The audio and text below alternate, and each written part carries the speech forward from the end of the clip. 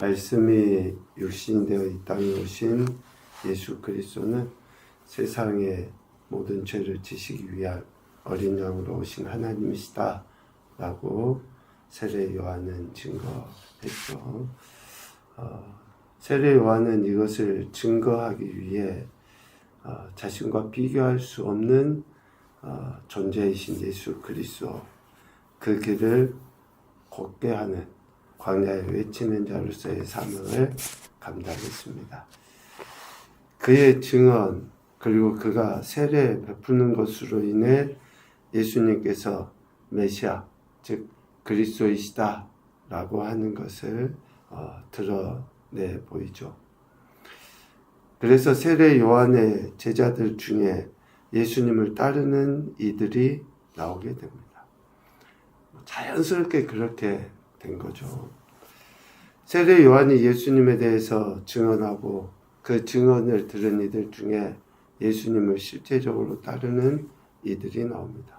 그리고 예수님께서도 자신이 그리스도, 즉 메시아라고 하는 것을 앞으로 드러내 보이게 될 제자들을 세우게 되죠.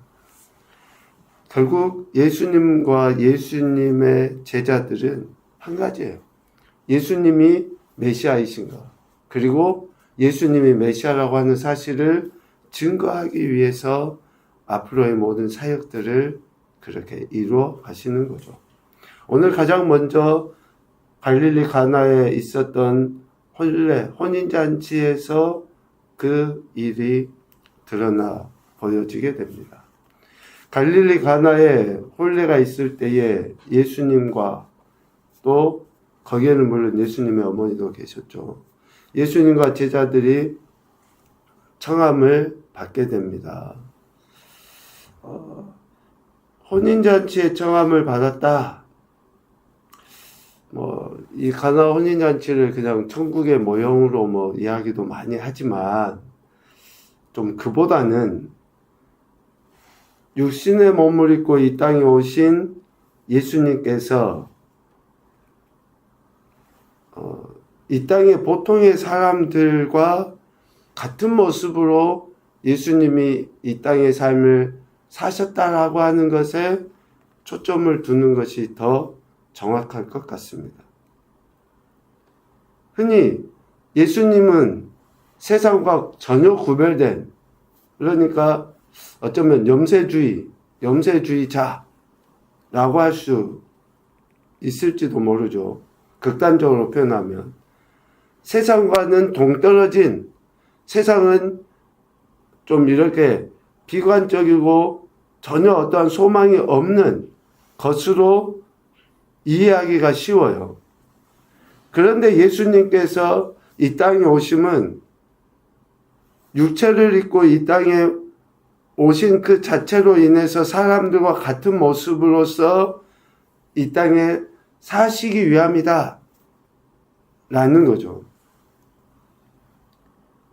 그렇게 예수님께서 육신의 몸을 입고 이 땅에서 보통의 사람들과 함께 사심으로 이 땅에서 하나님 나라를 증거하려 하셨다 라는 그 사실, 그리고 또 하나는 하나님이신 예수님께서 이러한 인생들의 삶의 현장에 들어가심으로 인해 인생을 향한 그 긍휼하심을 드러내 보이는 표현이다 라고 할 수 있습니다.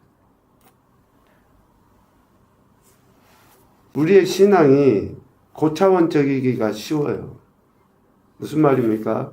소위 영적인 것과 육적인 것을 구별해서 어쩌면 우리 인간의 삶의 현장에 일어나는 이러한 모든 보편적인 것들을 육적인 것으로 폄훼해버리기가 쉽습니다.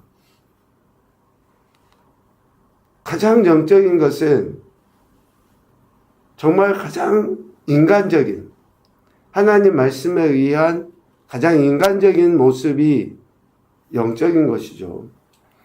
예수님께서는 하나님이신 메시아이심에도 우리 인간의 삶의 한가운데 실제적으로 같이 참여하심으로 인해서 우리 인생을 향한 하나님의 사랑, 그리고 예수님이 궁극적으로 이루시고자 하는 일을 이 땅에서 이루려 하셨다라는 거예요.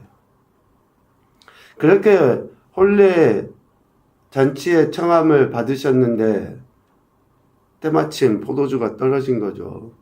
그래서 예수의 어머니가 예수님에게 이야기합니다. 저들에게 포도주가 없다 라고 이야기해요. 왜 이 이야기를 예수의 어머니 마리아가 했을까?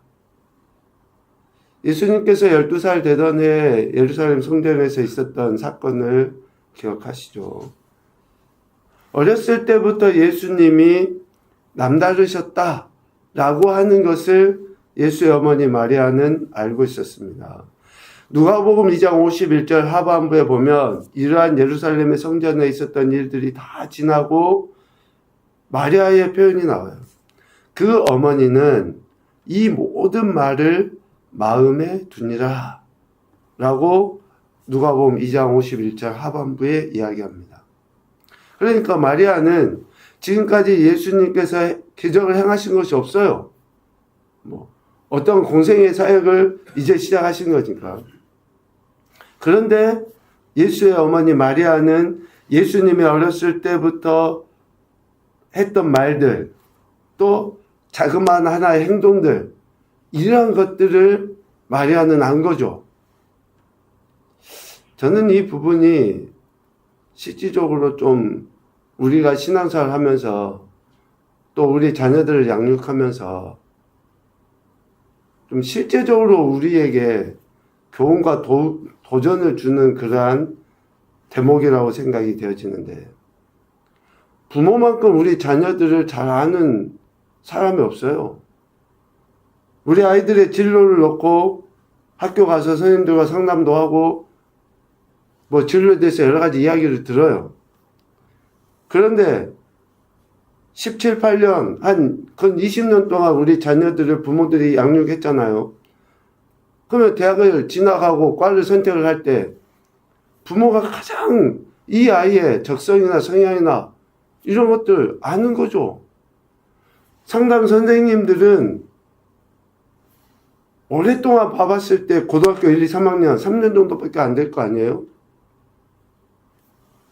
그러니까 상담 선생님들의 이야기는 이렇게 약간의 도움을, 또 이 아이의 성적에 맞는 그 대학, 이 아이의 앞으로 진로에 있어서 어느 대학을, 성적에 맞는 대학을 갈 수 있도록 하는 그런 정도의 조언을 해줄 뿐이지, 이 아이가 앞으로 일해야 될 적성까지, 적성에 맞는 그런 일까지는 부모보다는 잘 모르는 거죠. 여간 오늘 마리아는 예수님이 어렸을 때부터 해왔던 그런 모든 일들을 말을 가장 정확하게 하는 거예요. 그래서 지금 당장 포도주가 떨어진 그 상황에 저들에게 포도주가 없다 라고 이야기를 한 거죠. 예수님이 기적을 행하실 수 있을 것으로 기대한 것의 표현이다. 그 기대함의 표현이 어떻게 나타납니까? 5절.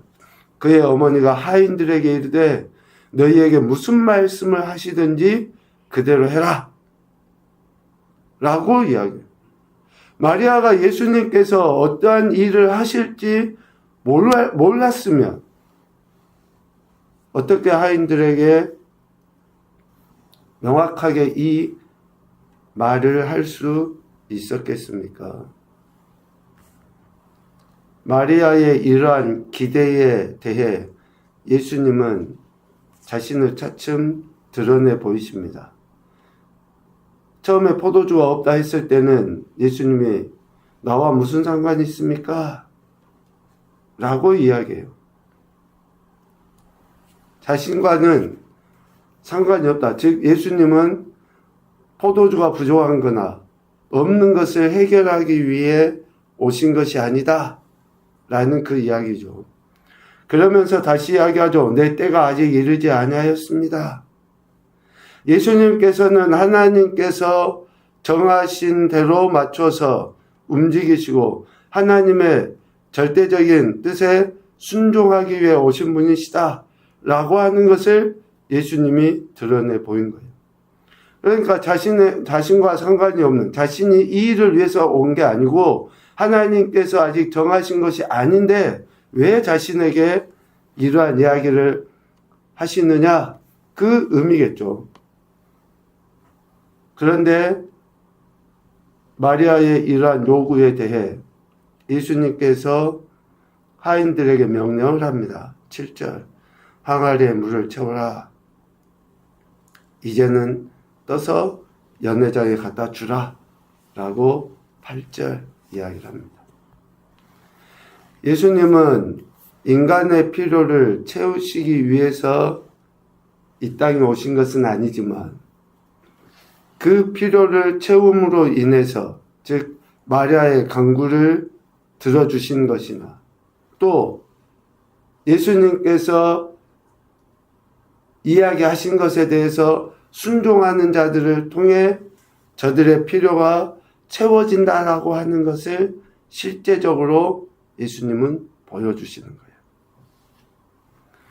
마리아의 간구, 또 예수님의 그 말씀에 대해 순종한 하인들, 그들을 통해서 인생의 필요가 채워지게 된다는 것을 오늘 우리에게도 가르쳐 주려 하시는 것이죠. 그러니까 실질적으로 우리가 얼마나 그 말씀에 대해서 소중히 여기고 있고 또 그 말씀을 내가 실제로 살아내고 있는가. 그러니까 기적도 말씀에 대한 태도로 의한 결과물인 거예요. 말씀은 선포되어졌는데 듣지 않으면 그 어떤 기적도 일어나지 않는 거죠. 그래서 오늘 우리는 이런 말씀들을 보면서 물이 어떻게 포도주가 됐지, 언제 포도주가 됐지, 이런 것에 궁금해할 필요가 없어요. 우리가 이런 것에 궁금해하기보다는 우리 인생의 필요에 대해서 예수님, 메시아이신 예수님께서 이러한 일들을 이루시는 분이시다라는 그 확신과 함께 우리도 그분을 의뢰하고 또 그분의 말씀에 순종하는 태도를 드러내 보여야 한다라고 하는 그러한 교훈을 우리가 생각해야 된다라는 것이죠. 좀 이렇게 교훈을 정리하면서 말씀을 마무리해보죠. 첫째, 세상을 비관하기보다는 세상을 긍휼히 여김이 필요하다. 우리는 하나님이 우리를 부르실 때까지 이 세상 한가운데서 살아갈 수밖에 없어요.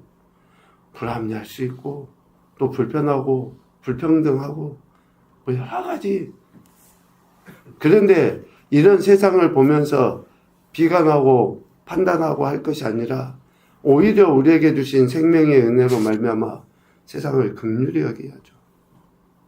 두 번째, 예수님의 메시아이심을 믿고 간구하며 순종하자. 너무나 당연한 것 같지만 우리가 실질적으로 예수님이 메시아, 그리스도이시라고 하는 것을 믿고 있는지, 또 그리고 그분의 이름으로 제대로 기도하고 있는지, 또 순종하고 있는지 살펴야죠.